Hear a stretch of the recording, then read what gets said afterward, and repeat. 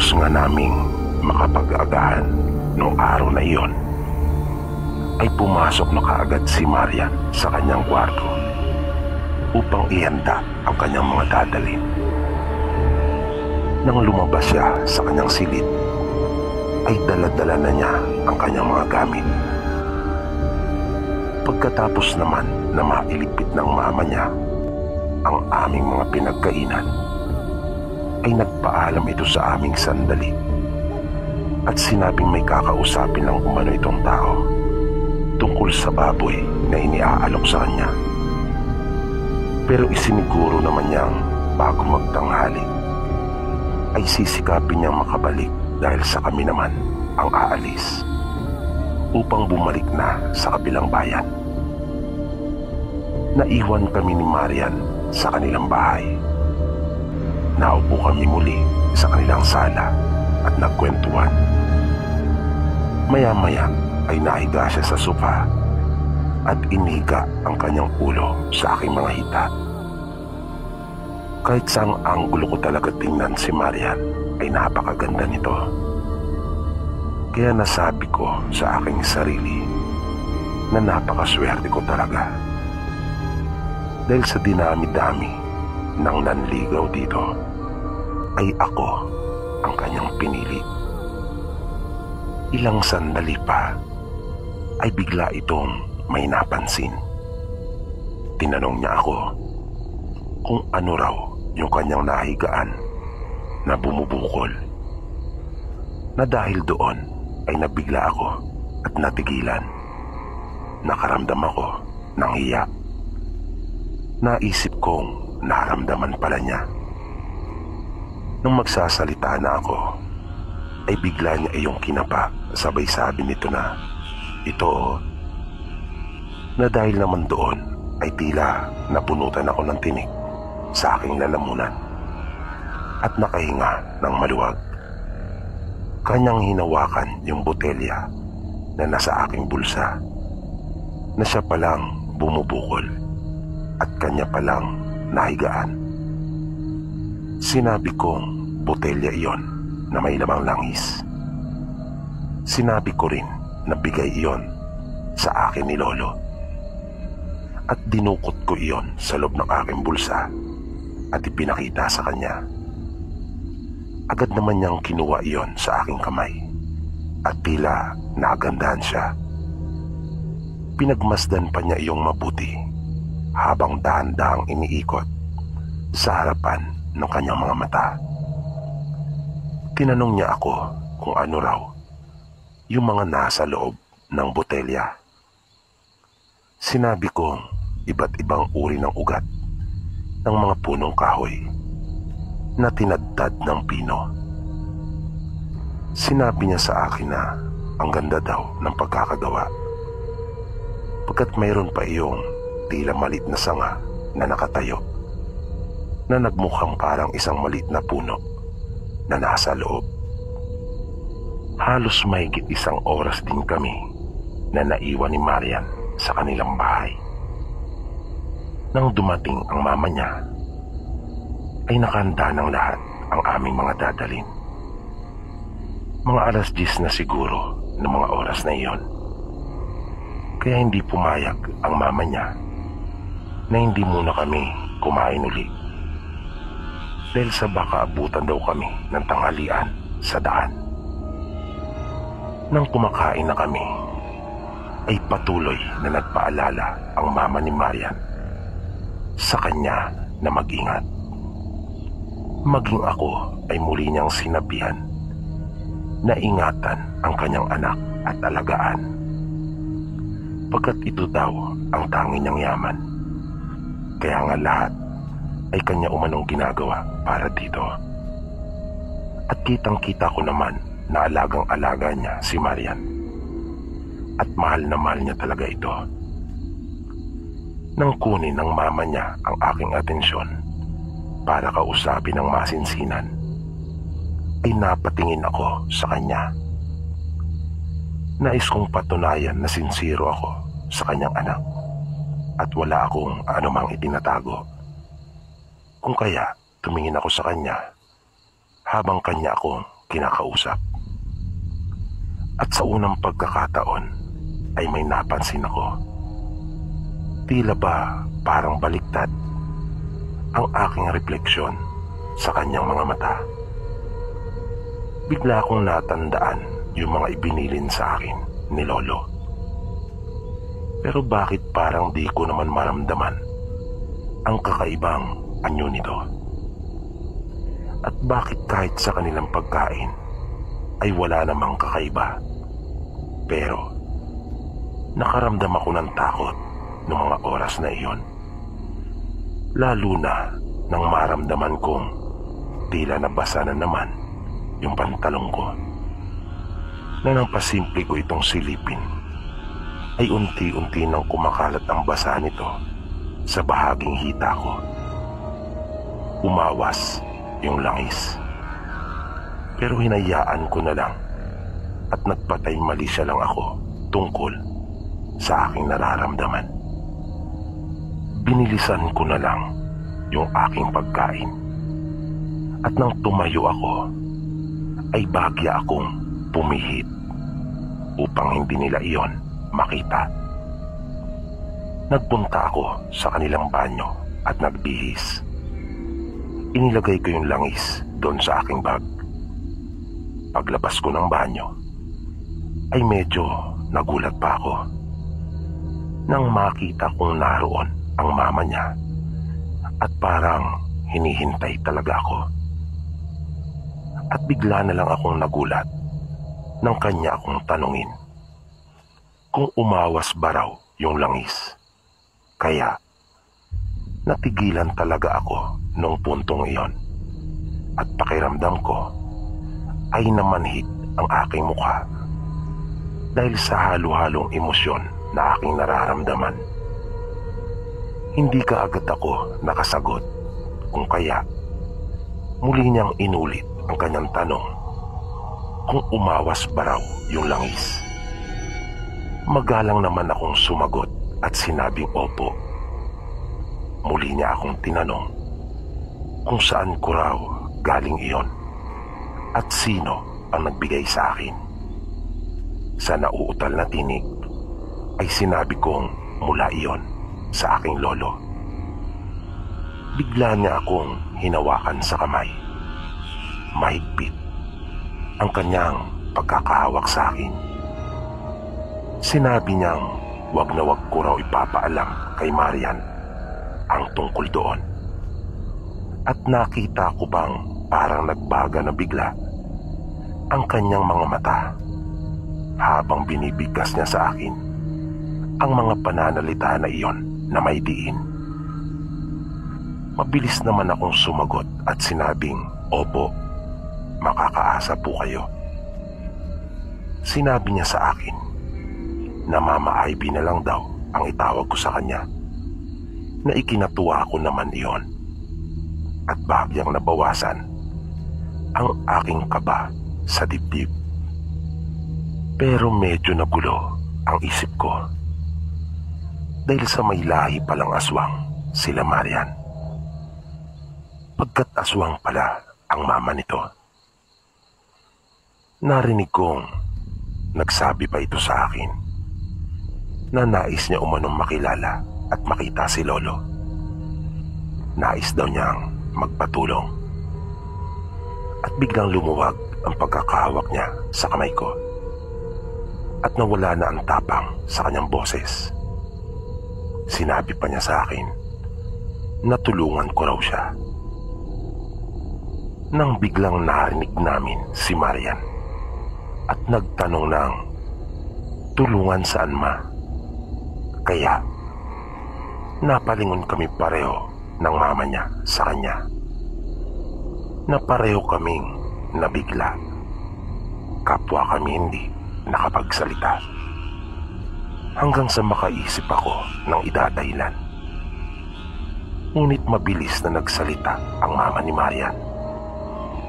Na sa halip na sagutin ang kanyang tanong, ay sinabi nito na sasama daw siya sa amin. At pumasok na ito sa kanyang kwarto at inihanda na rin ang mga dadalhin. Paglabas nito ng kanyang silid ay nakabihis na rin at tila nagmamadali. Nagtaka naman si Marian sa kakaibang ikinilos ng kanyang ina. Pero natuwa siya at pabirong sinabing tila mas excited pa raw ito kaysa sa kanya. Tinanong pa niya ang ina kung excited na ba raw ito na makilala ang mga magiging balai niya. Pagpapatuloy pa nito. Napilit na mangumiti ang kanyang ina para pagtakpan ang totoong nararamdaman nito. Alam kong kinakabahan ang mama niya dahil sa hindi nito alam kung anong magiging reaksyon ni Marian kapag kanyang nalaman ang tungkol sa lihim nito. At matapos nga na makapaghanda ay kanila nang isiniguro na maayos ng lahat sa kanilang bahay at umalis na kami. Sa daan palabas ng kalsada ay naisip kong hindi na naman ako makakaporma sa aking nobya dahil sa siguradong ang mama niya ang makakatabi nito sa upuan. Kaya napabuntong hininga na naman ako. Nang nasa kalsada na kami at nag-aabang na ng jeep, ay ilang minuto lang ang aming ipinaghintay at may dumaan na rin kaagad. Pagsakay namin, ay doon na naman ako pinapaupo ng konduktor sa upuang kahoy sa ulian. Pero pataray na nagsalita ang mama ni Marian at sinabi nito sa konduktor na meron pa naman umano sa tabi nilang mag-ina at wag daw ako nitong paupuin doon. Na kanya pa akong sinenyasan na doon maupo sa tabi nila. At laking gulat ko nang umusod siya upang makaupo ako sa tabi ni Marian, na ang tawag pa niya sa akin ay anak. Na pag napapatingin ako kay Marian ay nakikita kong masayang masaya ito at panay ang kanyang ngiti.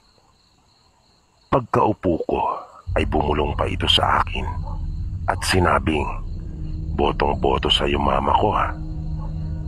Na sinagot ko naman na malamang mahal na mahal ka niya kaya yung mahal mo ay mahal na rin niya. Nanangiti itong muli at sinabing, "Naks, ganun ba? Okay, sabi mo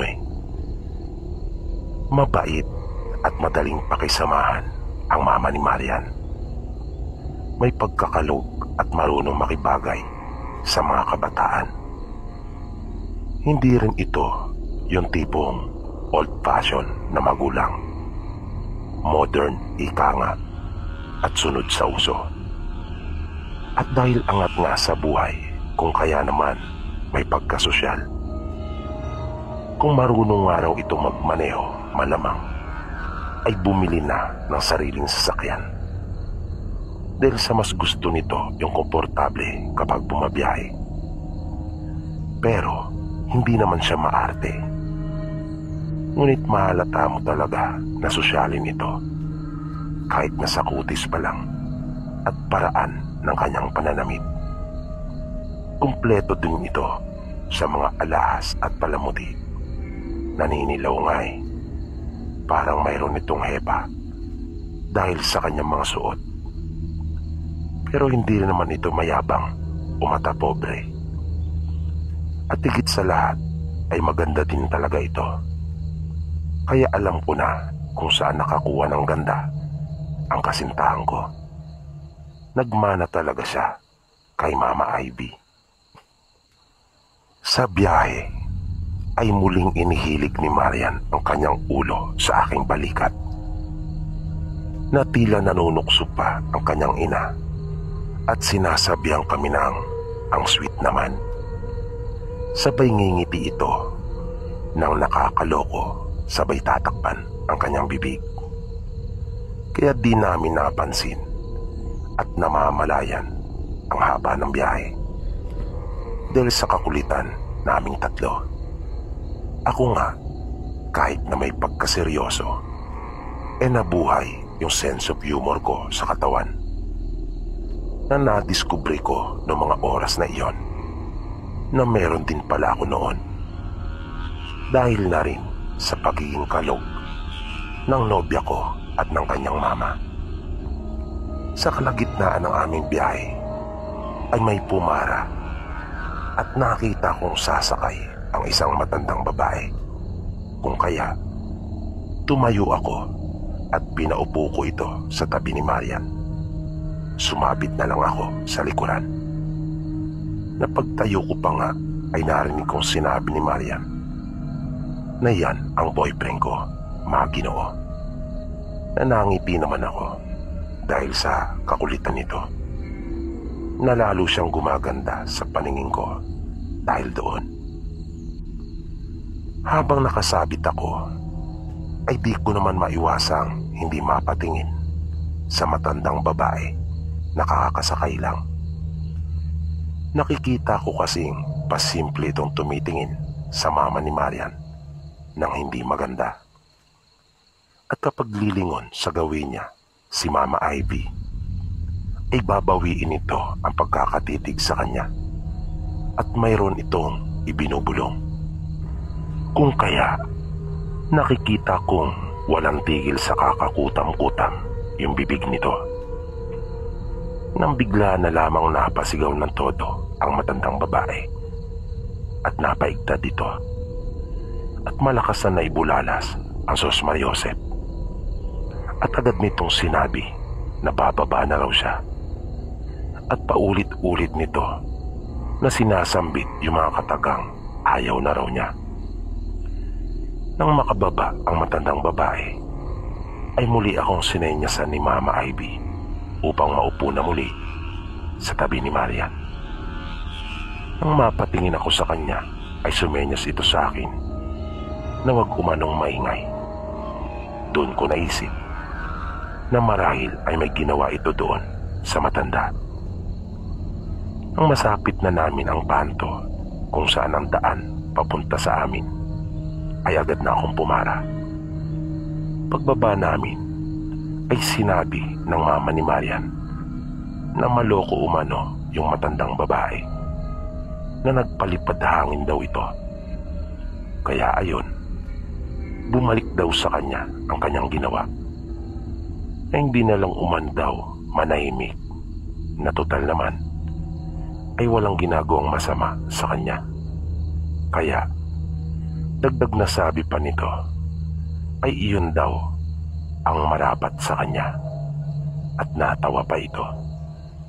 Maging ako ay natawa din dahil sa aking naalaala yung reaksyon ng matanda na napaangat talaga ang puwet sa sobrang gulat. Na si Maria naman ay panay ang tanong sa kung ano raw ba ang aming pinag-uusapan ng mama niya. Kaya natawa na lang kami ni Mama Ivy. Ewan ko po ba, pero kahit na alam kong aswang ito, ay wala man lang akong takot na maramdaman na. Nagsimula na kami maglakad at hindi ko man lang narinig na nagreklamo sila mag-ina. Umanga talaga ako sa ugali nila. Pareho silang walang arte sa katawan. Pinalalahanan ko pa nga sila na medyo malayo ang sa amin mula sa kalsada. Pero okay lang daw at wala umano akong dapat na alalahanin. Yun pa nga raw ang gusto nila. Sa daan ay hindi rin namin naramdaman ang pagod dahil sa masaya talagang kasama sila Mama Ivy. Puro kwentuhan at kulitan ang ginawa namin. Nang dumating kami sa amin ay mag-aalas 12 na. Tapos na rin silang kumain lahat sa bahay. Gulat na gulat sila nang makita nilang may mga kasama ako. Ang mga kapatid ko ay agad na napasigaw ng Ate Marian. At doon pa lang nila nalaman kung sino ang aking kasama. Pero nagtaka sila kung sino ang isa pa, na nagkaroon na umano sila ng kutob na baka nanay nga iyon ni Marian. Kaya medyo kinabahan pa umano ang aking mga magulang dahil sa inakala nilang kung ano na ang ginawa ko. Pero nang makausap nila si Mama Ivy, ay sinabi nitong mamamasyal lang at kanya lamang sinamahan ang anak. Tila nakahinga naman ng maluwag si nanay nang marinig ang sinabi ng mama ni Marian. Agad sila naganda ng aming pananghalian na panay ang hingi nila nanay at tatay ng paumanin dahil sa sitwasyon ng aming pamumuhay. Hindi naman kami pobre talaga, pero nakakahiya kasi kanila Marian dahil na rin nga sa itsura ng mga ito. Pagpasok namin sa bahay ay pinadiretso na kami sa kusina pagkat nakahain na raw, na nagulat pa ako dahil sa hindi naman pala ako mapapahiya. Nabagaman biglaan ang aming pagpunta at wala talaga silang alam dahil sa hindi ko sila nasabihan. Pagkat ako man ay walang alam na may plano pala si Marian na magpunta sa amin nung araw na iyon, ay nagawa pa rin nilang mahainan ng masarap na tanghalian ang aking mga bisita. Buti na lang rin talaga at nataon na nakapagluto sila ng masarap na ulam noon. May daing na pusit na dala pa nila lolo at lola mula sa kanila. May ginataang gabi na ang sahog ay labahita na paborito pala ng mama ni Marian. At mayroon pa silang sinabawang tambilawan at ang daming prutas na nasa mesa. May pinya, guyabano at saging. Tapos, umakyat pa si tatay ng buko, kung kaya may nakaabang pa na buko juice sa amin pagkatapos kumain. Yun nga lang ay walang yelo, pero ayos na rin kahit asukol na pula lang ay masarap na. Kaya naupo na kami at magkakasabay na kumain. Na maging sila ay nagulat sa mama ni Marian nang makita nila itong nagkamay. Panay ang alok nito sa mga magulang ko at kanila lola na niyayaya sila nitong sabayan kami. Ngunit tumanggi na ang mga ito dahil nga sa katatapos lang naman nila. Pagkatapos naming kumain ay panay ang puri nito kanila nanay at lola dahil sa masarap daw na tanghalian. Ang sarap di umano ng pagkakaluto at sinabi pang iba talaga kapag sariwa ang pagkain. Panay din ang pagpapasalamat nito at humingi pa ng paumanin dahil sa hindi man lang daw kami nakapagdala ng anumang pasalubong. Sinabi naman nila nanay na walang anuman iyon at wag nang alalahanin pa. Lumabas kami ng bahay at doon naupo sa may pinakabalkonahe. Doon na namin ininom yung aming buko juice. Nang mapasulyap ako kay lolo ay kanya akong sinenyasan at pinalapit. Nang makalapit ako sa kanya ay agad niyang sinabi na may lihim umano si Mama Ivy. Kanya pa akong tinanong kung may natira pa ba raw sa langis. Dahil sa tagal daw naming magkasama ay siguradong hindi raw titigil iyon sa pagkulo at siguradong aawas. Na nang aking ang tingnan sa bag ang botelya ay kakaunti na lamang ang natira. At halos lahat ng damit ko ay nalagyan ng lana. At patuloy pa rin iyong kumukulo. Natatandaan kong nasa kalahati pa ng botelya yung lana nung ibigay sa akin iyon ni lolo. Sinabi ko naman kay lolo na gusto siyang makita at makilala ng mama ni Marian pagkat nais nitong humingi ng tulong. na biglang natigilan naman si Lolo. Napabulalas ito ng kanyang paghanga kay Mama Ivy. Humanga ang lolo ko kay Mama Ivy dahil sa ginawa nitong pagpapasya na sumangguni at humingi ng tulong para sa kanyang kalagayan. Noong mga oras na iyon ay alam na rin pala ni Lola na hindi karaniwang tao lamang ang mama ni Marian. Nabalak na sana nitong harangan ng mga walis tingting ang mga daanan. Ngunit nagdalawang isip din dahil sa husay nitong makisalamuha. Nasabi pa ni Lolo sa akin, ang pagiging aswang umano ni Mama Ivy ay matagal na niyang dinadala. Na ito ay hindi lamang hawa. Sa halip, ito ay isinalin sa kanya. Pagpapaliwanag pa ni Lolo, kaya naman daw nitong kontrolin iyon. Nga lamang, sadyang may pagkakataon na pagkaminsan na hindi niya kaya ang lakas noon at siya ay napapa sa ilalim sa kapangyarihan nito. Kaya, sa pagtatansya ni Lolo, ay iyon marahil ang dahilan kung bakit gusto na niyang mawala ito sa kanya.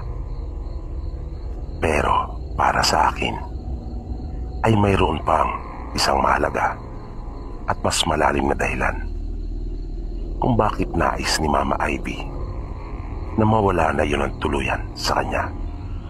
At ito ay dahil kay Marian, ang aking kasintahan na nag-iisa at pinakamamahal niyang anak.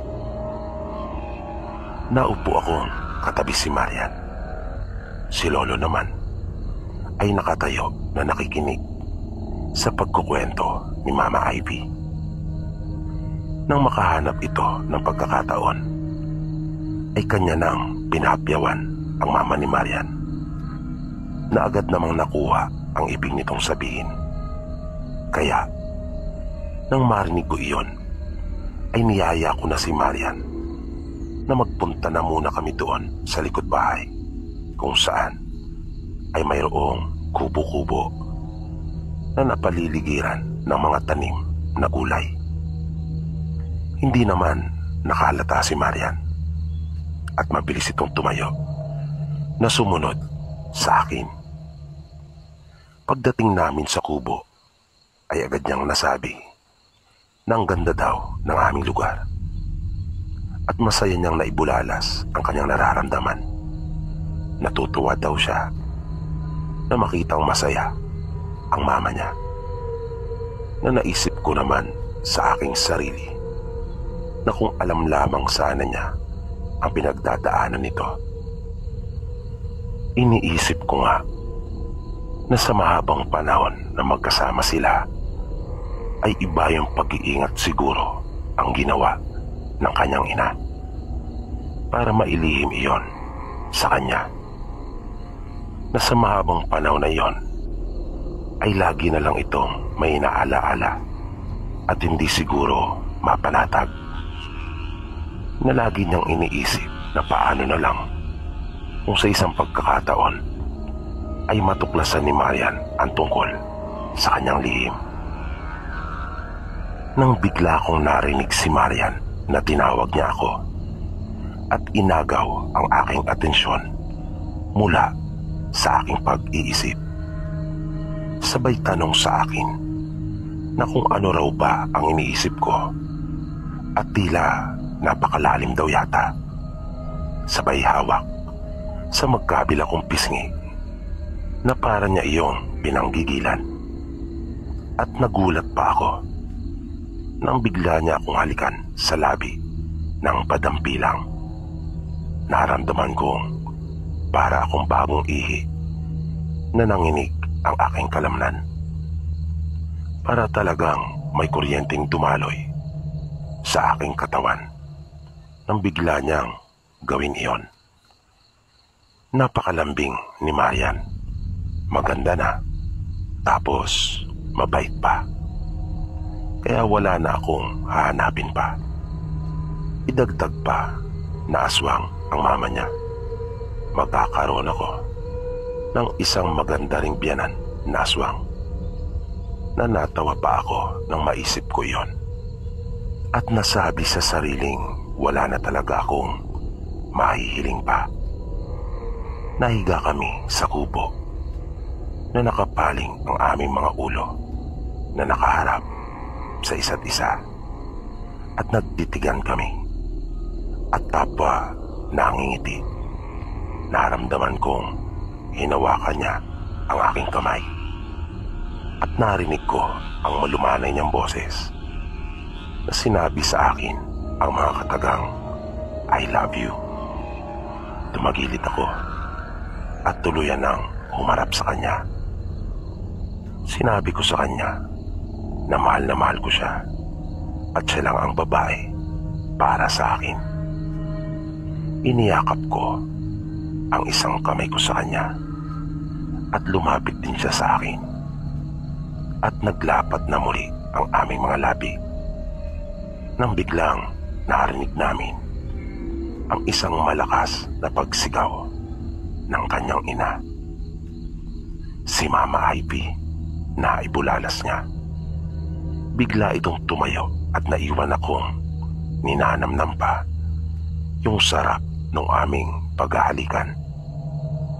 Sumunod ako sa kanya na patakbong tinungo ang pintuan ng aming bahay. Dali-dali itong pumasok. Ngunit nasa silid sila at nakasara ang pinto. Kaya kumatok si Marian na kanyang tinatawag si Mama Ivy. Pinigilan ko siya at sinabi kong magiging maayos din ang mama niya. Napatingin ito sa akin at nagtanong kung ano raw ang nangyayari. At nalata niya kaagad na mayroon akong nalalaman. Kung kaya muli niya akong tinanong kung may dapat ba siyang malaman. Hinawakan ko siya sa magkabilang balikat at iniharap sa akin. Sinabi ko kay Marian na wag nang mag-alala at magiging maayos din ang lahat. Sinabi ko pang hindi pababayaan nila lolo at lola si Mama Ivy. Naguguluhan pa rin si Marian pagkat hindi niya maunawaan ang aking mga sinasabi, dahil sa wala talaga siyang kaalam-alam tungkol sa tunay na kalagayan ng kanyang ina. Niyaya ko siya na maupo na muna kami sa mahabang upuan. Pinakalma ko si Marian at sinabihan ko ito na ipanatag lang ang kalooban. Ngunit muli itong nagtanong kung ano daw ba ang problema. Bakit daw naandun sa loob ang kanyang ina at kung ano raw ang ginagawa nila lolo sa kanya.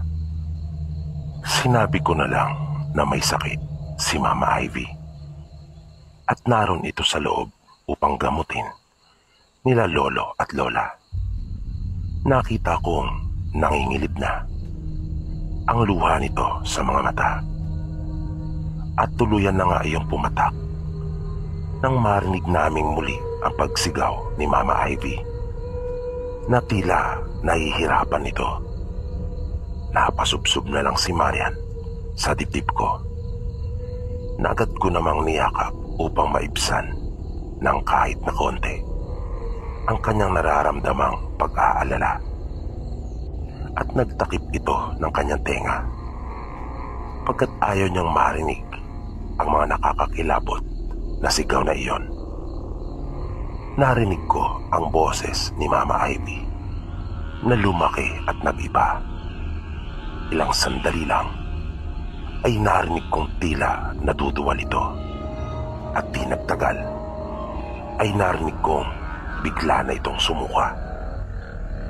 At nang tumigil ay bagya na ring humina ang garalgal nitong boses. Maya-maya ay nauna nang lumabas si lolo ng silid. Pagbukas ng pinto ay nakita kong naroon din pala si nanay at kanilang pinupunasan si Mama Ivy. Pagkat pawis na pawis ito, iniangat ko rin ang ulo ni Marian upang makita niyang maayos naman ang kalagayan ng kanyang ina, na hindi ito pinababayaan at inaasikaso namang mabuti. Lumapit sa amin si Lolo at sinabing isa na lang at tuluyan na umanong gagaling si Mama Ivy. Hindi na muna kami pumasok sa silid at hinayaan na muna naming makapagpahingang mabuti ang mama ni Marian. Napansin ko kasing tila ng ina ito at para pangang nawala ng malay. Pero sinabi ni Lolo na naging maayos naman daw ang kanilang ginawang gamutan at makakatulog daw talaga ito. Ramdam ko ang malubhang pag-aalala ni Marian para sa kanyang ina. Naisip kong mahal na mahal talaga nila ang isa't isa. Kung sa bagay, halos sila lang dalawa ang lagi magkasama sa buhay. Nagtanong si Marian kay Lolo tungkol sa kung ano raw ba ang sakit nito. Kaya biglang napatingin si Lolo sa akin at napaisip. Sinabi ni Lolo sa kanya na mas makabubuting tsaka na lamang niya malaman, pagkat baka hindi rin daw nito maunawaan kung kanya nang ipapaliwanag ng mga oras na iyon. Ang mahalaga raw ay nasa mabuti namang kalagayan ang kanyang ina at gagaling na umano ito mula sa karamdaman. Kaya wala na raw itong dapat pang alalahanin. Nagpasalamat naman si Marian kay Lolo at nakita kong kahit paano ay umaliwalas na muli ang mukha nito. Nung magagabi na ay inutusan ako ni Nanay na manghuli ng manok na siyang kakatayin para sa aming hapunan. Sabi ni Nanay ay mag-aadobo daw siya sa gata. Kaya nag-abang ako ng mga manok na doon dumadapos sa puno ng Indian mango. Nakadistansya lang ako ng kaunti sa puno. At ilang saglit nga lang ay nakita kong isa-isa nang nagdadapuan doon ang mga alaga naming manok. Sinipat ko muna iyong mabuti at pumili ng medyo mataba. Dahan-dahan akong lumapit at nilundag kong bigla, sabay dakma sa dalawang manok. Nang kapain ko ang manok ay tamang-tama lang ang nahuli ko. Maganda ang pangangatawan ng mga ito. Magkasunod ko nang ginilitan ang mga iyon at nilinisan na rin, habang si Nanay naman ay inihanda na ang mga sangkap na kanyang gagamitin. Maya-maya ay nakita kong lumabas na ng kwarto si Marian. Lumapit siya sa akin at sinabing mahimbing daw na natutulog si Mama Ivy. Kaya sinabi kong hayaan lang niya at amin na lang itong gigisingin kapag nakahanda na ang hapunan. Nagpaalam ito sa akin na pupunta na muna sa balkonahe. Nang matapos ko na ang aking ginagawa, ay sumunod ako sa kanya at naabutan kong nagkukwentuhan sila ng aking mga kapatid. Nagtatawanan pa nga ang aking dalawang kapatid at ang sarap ng ngiti ni Marian. Kaya nagtanong ako kung ano ang kanilang pinag-uusapan. Na napatingin ang mga ito sa akin bago nagtinginan silang muli at magkakasabay na nagtawanan. Kung kaya kinutuban ako na marahil ay ako ang kanilang pinagkukwentuhan at hindi nga ako nagkamali. Ikinukwento pala ng mga kapatid ko yung mga naranasan kong kapalpakan nung mga bata pa kami. Ultimo pati pagkahulog ko sa kalabaw ay kanila palang sinabi dito. Kung kaya naman pala masayang masaya sila na nung huli pa nga ay halos maluha pa sa sobra nilang kakatawa. Tumayo si Marian at lumapit sa akin. Sabay sinabihan ako nito ng, "Ang cute mo." Bigla namang sabay nag-react ang dalawang kapatid. At kami naman ang tinutukso. Dahil sa ang sweet daw namin. Sa totoo lang po, kung ako lang ang masusunod, ay ayaw ko na talagang matapos pa yung mga tagpong iyon. Na kung saan ay napakasaya namin. Walang pahit ng anumang kalungkutan. Naisip ko pa nga noong mga oras na iyon na kung maaari nga lang patigilin sa pag-ikot ang mundo ay gagawin ko. Naupo kaming dalawa ni Marian sa kabilang panig ng balkonahe. Sinabi niya sa akin na mahal daw niya ang kanyang ina. Wala na raw siyang mahihiling pa sa paraan ng pag-aasikaso nito sa kanya. Na lahat daw ay ginagawa nito para mapabuti lang siya. Sinabi ko namang mahal na mahal rin naman siya ng kanyang ina. Kung pwede ko nga lang sanang sabihin kung gaano ito nagsakripisyo para sa kanya, ay sinabi ko na sana. Pero pinigilan ko ang aking sarili. Sinabi niya pa sa akin na 2 tao lang raw ang pinakamahalaga sa buhay niya. Si Mama Ivy at ako. Na ikinagulat ko iyon. Dahil sa ang nasa isip ko ay ang kanyang ama. Kung kaya nagtanong ako tungkol sa kanyang ama, sinabi niya sa akin kahit kailan ay hindi daw niya nasilayan kahit na anino nito. Kaya sinabi kong ang akala ko ay nasa ibang bansa lang ito nagtatrabaho. Sumagot si Marian at sinabing yun din daw ang kanyang pagkakaalam. Pero hindi daw niya ito talaga nakita kahit na minsan. Na sinasabi ng kanyang ina na patuloy daw sila nitong sinusuportahan. Ngunit duda umano siya. Dahil sa simulang nagkaisip siya ay napakasipag na umano ni Mama Ivy. Na lahat ng pwede nito mapagkakitaan ay pinapasok. Yun nga lang, ay wala daw siyang lakas ng loob na kausapin ng ina tungkol sa bagay na iyon. Pagkat ayaw niyang makaramdam ito ng lungkot kapag binanggit niya pa ang tungkol sa kanyang tatay. Kaya, nakontento na daw siya na basta magkasama sila ni Mama Ivy at masaya ay walang problema. Di na rin naman daw siya nangungulila pa sa kanyang ama. Dahil sa nakasanayan na niyang silang dalawa lang sa buhay. Nang makaluto ng lahat si nanay ay amin ang pinuntahan si Mama Ivy sa silid upang gisingin ito. Nang sa ganon ay makakain. Nang magmulat ng mata ang mama ni Marian ay agad nitong hinawakan ang kanyang ulo. Dahil sa sobrang sakit daw noon at nangingi ito ng tubig. Nang mapatingin ako kay Marian ay agad kong nabakas na naman ang pag-aalala sa kanyang mukha. Kaya hinawakan ko siya sa balikat bilang pagpaparamdam ng suporta at isang paraan na rin para sabihin na wag nang mag-alala at magiging maayos din ang lahat. Kaya hindi na muna ito bumangon. Sa halip ay uminom na muna siya ng tubig at tila pinakiramdaman ang kanyang sarili.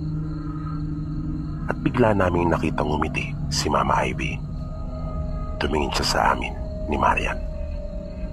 At sa may ng tinig ay sinabing, "Ayos lang ako, mga anak."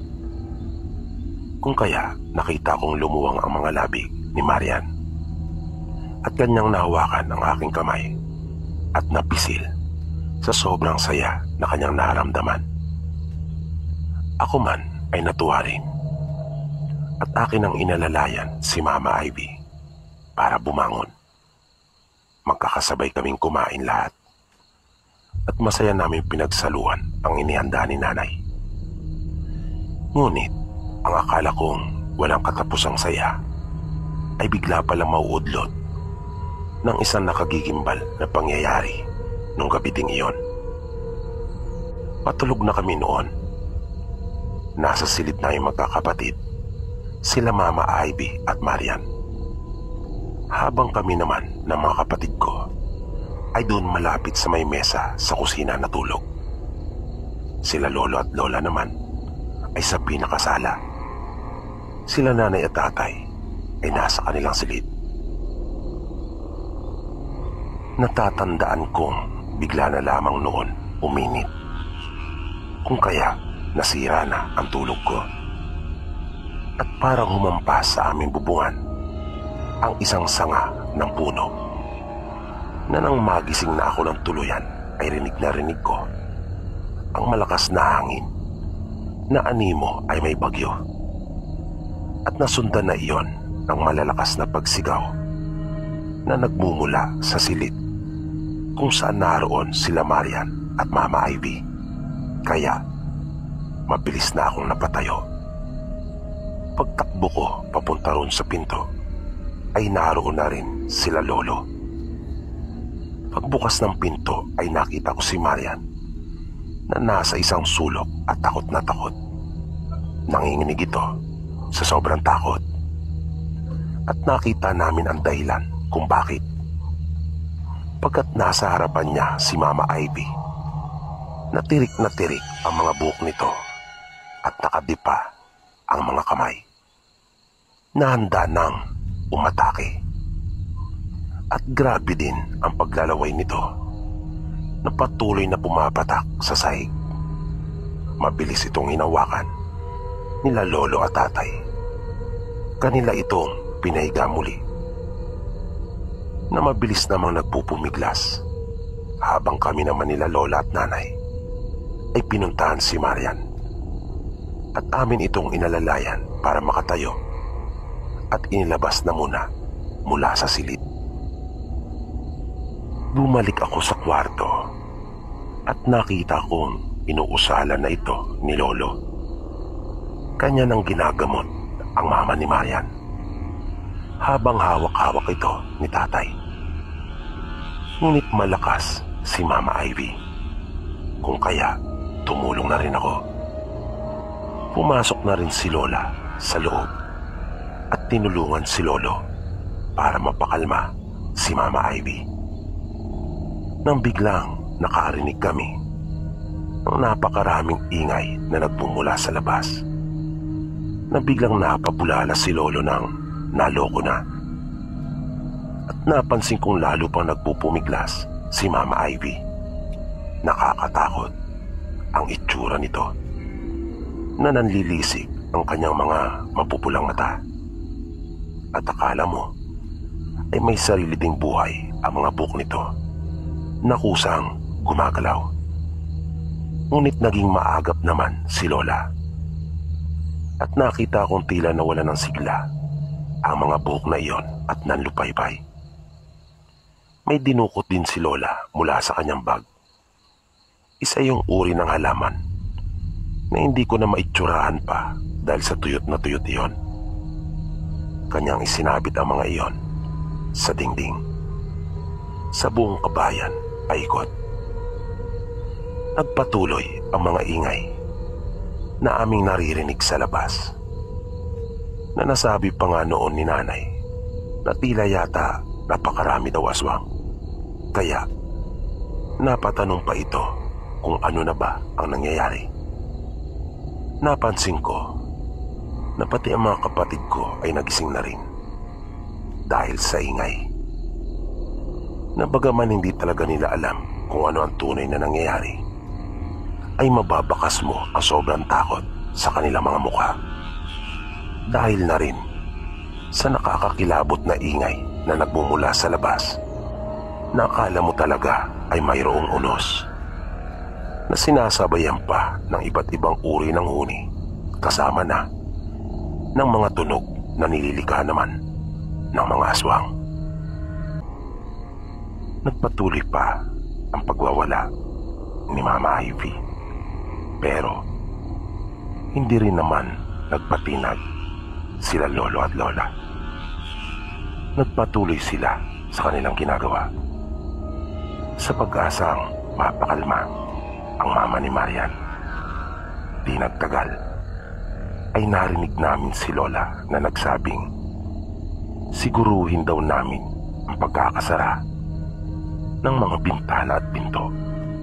Kaya mabilis naman kaming tumalima ng mga kapatid ko, habang si nanay naman ay nasa tabi ni Marian at yakap-yakap ito para maibsan yung nararamdaman niyang takot. Pagkatapos ko na maisigurong nakasarado ng mabuti ang mga pinto at bintana, ay muli akong bumalik sa kwarto at tinulungan kong muli si tatay sa ginagawa niyang pagpigil kay Mama Ivy. Nung mga sandaling iyon, kapag hindi mo alam kung ano ang tunay na nangyayari, ay may isip mong napapaliw na ang nanay ni Marian dahil na rin sa mga ikinikilos nito. At halos hindi ko na ito mamukhaan dahil sa pagbabago ng kanyang mukha na napaka-bagsik nito. Hindi mo na mababakas pa kahit na kaunti yung pagiging masayahin niya. Nagkalat na yung mga laway nito sa sahig at napansin kong naninigas ang kanyang mga daliri sa kamay dahil sa matinding galit. Kaya si Marian, bagaman yakap-yakap na ng nanay ko, ay wala pa rin itong pigil sa kanyang kaiiyak dahil na rin sa kanyang pag-aalala para sa ina. Makaraan ang ilan pang sandali ay napakalma na rin nila Lola si Mama Ivy. Napatigil na nila ito sa kanyang pagwawala at unti-unti nang umaliwalas ang mukha nito.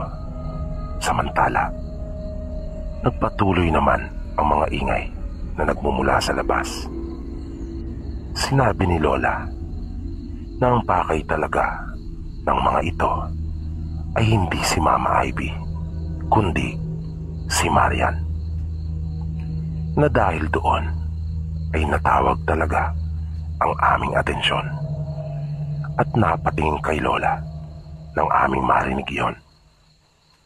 Ayon pa kay Lola, sa kanyang palagay ay magiganti din ang mga ito dahil sa pakikialam umano nila at dahil na rin sa kanilang nasaktan ang isa sa mga aswang.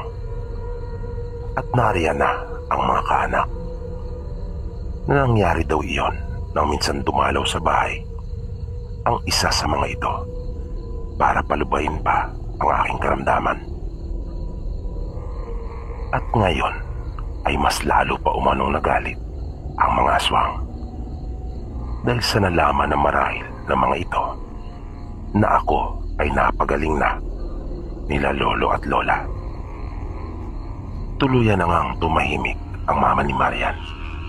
Hinang-hina ito at nakapikit. Ang totoo ng mga oras na iyon ay halos hindi pa rin ako makapaniwala kung totoo nga bang nangyayari ang lahat ng iyon.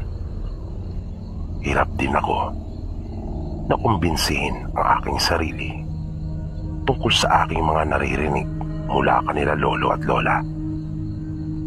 Dahil kung aking iisipin ay talagang napakahirap paniwalaan na nasa labas ng aming bahay ang hindi pa maisigurong bilang ng mga aswang. Hindi ko makakalimutan ang sandaling iyon. Nakaramdam ako ng matinding takot, hindi lamang para sa aking sarili, kundi lalong-lalo na sa aking mga mahal sa buhay. Nakita kong tumayo na sila Lolo at Tatay. Matapos nilang may ayos sa pagkakahiga si Mama Ivy. nagmamadaling tinungo ni tatay ang kusina at kinuha ang kanyang itak. Tinanong siya ni lolo kung mayroon pa ba raw siyang itak. Pumasok si tatay sa loob ng kanilang silid at paglabas ay may dala na itong isang mahabang itak na mas mahaba ng halos isa't kalahati kaysa sa hawak niya. At medyo gumaan ang aking pakiramdam nang makita kong napangiti si lolo nang kanyang hugutin iyon sa lalagyan nito, pagkat napakatalim noon at napakakintab. Hindi pa yata iyon nagagamit ni tatay kahit na minsan, dahil sa noon ko pa lamang nakita iyon,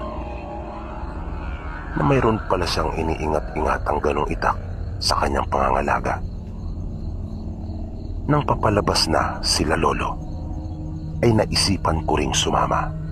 Kaya nagsabi ako at agad ko na tinungo ang kusina. Dinampot ang isa pang itak na nakasabit doon sa may pasamano. Tinaklos ko iyon sa aking bewang. Pagbalik ko ay nakita kong pinipigilan ni nanay sila tatay na lumabas. Manatili na lamang daw kaming lahat sa loob at siguraduhin na lang na walang makakapasok ni isa sa mga nilalang na iyon.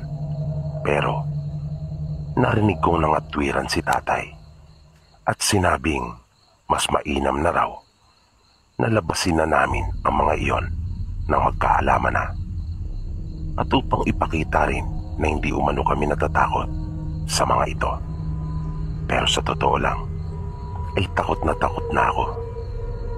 Matinding takot ang aking nararamdaman noong mga oras na iyon.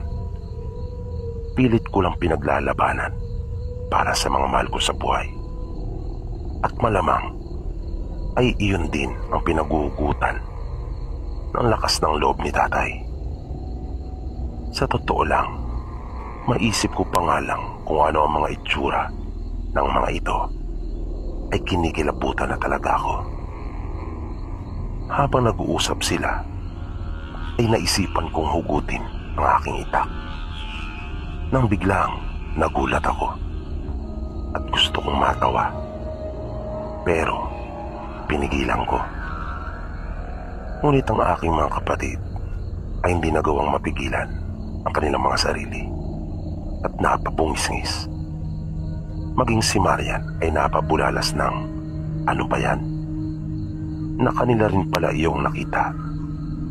Kaya pati sila lolo at lola, gayon din ang mga magulang ko, ay napatingin sa aking hawak-hawak.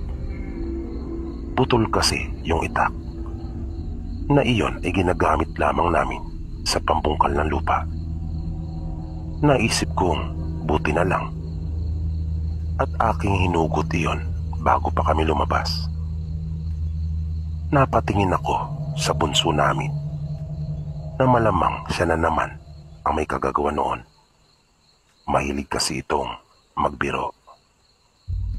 At dahil sa tagpong iyon ay bagyang nabawasan yung tensyon. Pero binuksan na ni tatay yung pintuan at lumabas na ito. Nakasunod sa kanya si lolo. Nahawak-hawak na nila ang kanilang mga itak. Mabilis akong tumakbong pabalik sa kusina at kumuha ng panibagong itak. Nang lalabas na rin ako ay naramdaman kong may humawak sa aking kamay. Si Marian. Sinabihan niya akong mag-ingat.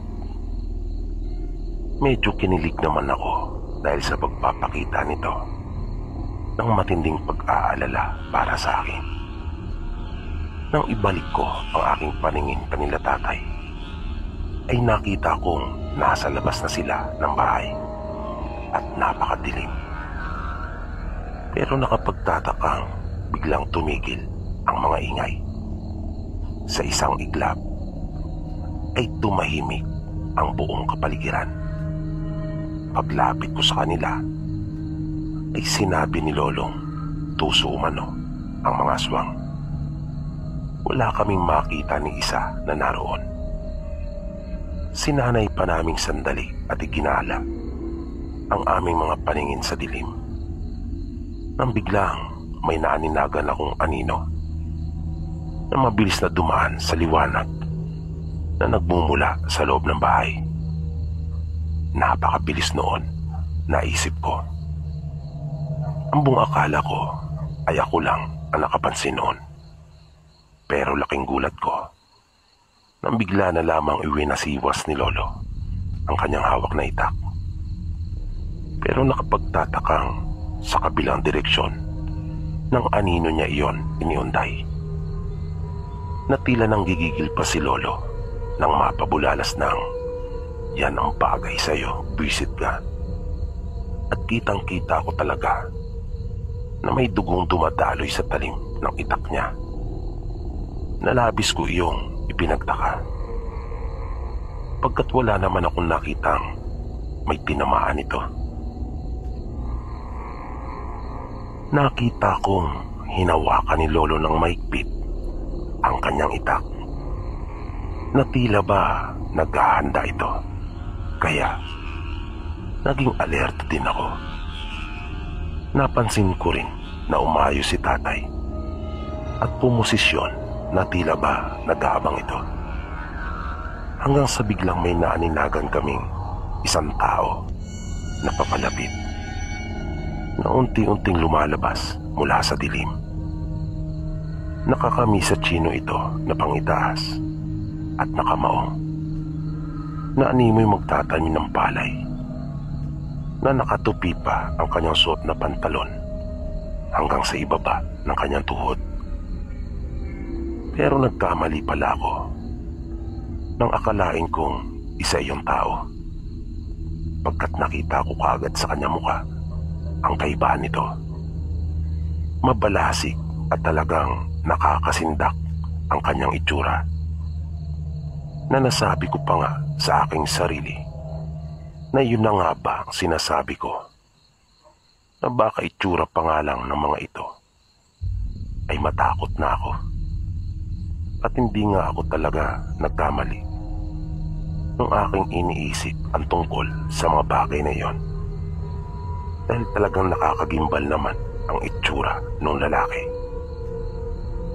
Pero nang mapadako ang aking paningin kay Lolo, ay wala akong nakitang anumang reaksyon sa kanya.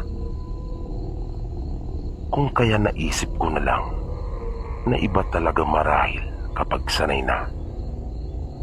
Lumapit ang taong iyon sa amin, at nang halos mga 5 dipa na lamang ang layo nito, ay amin ang nakita na mayroon pala siyang mga kasama na nasa kanyang likuran.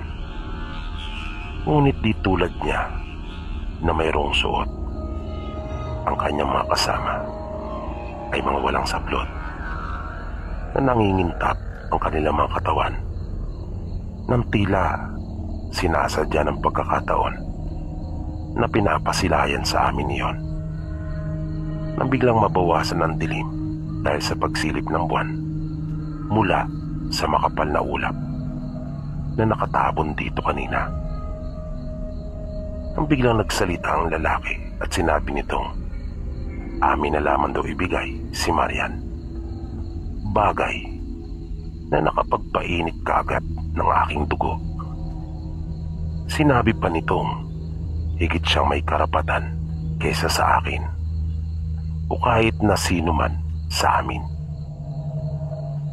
Kaya para maiwasan daw na lumala pa ng tuluyan ang sitwasyon, ay sumunod na lamang daw kami sa kanyang gusto. Kanila na raw palalampasin yung tungkol sa akin at yung pakikialam nila Lolo. Basta ibigay lang daw namin si Marian. Mabilis namang sumagot si tatay at sinabing hindi. Hindi daw siya makakapayag sa gusto nito. Nagsalita na rin si Lolo at sinabing mas pipiliin pa niya na matuloy na lamang ang gulo at lumala ang sitwasyon kaysa pumayag daw kami sa gusto nitong mangyari. Biglang nakita namin na lumabas na rin ang iba pa nitong mga kasama na nakakatulad niya ng suot at may hawak silang mga itak. Napansin naming umabante pa ang mga ito at tila desidido na talaga na kami ay sugurin. Gulong-gulo ang isip ko nung mga oras na iyon dahil sa hindi pa naman ako nakaranas ng kahit anumang away sa buong buhay ko. Kaya napatingala na lamang ako at umusal ng maikling panalangin na sana ay walang mangyaring anumang masama sa amin. Narinig kong muling nagsalita ang lalaki at sinabing hindi rin daw siya makakapayag na hindi niya makuha si Marian. At naramdaman kong may galit na sa tinig nito kumpara kanina na malumanay pa.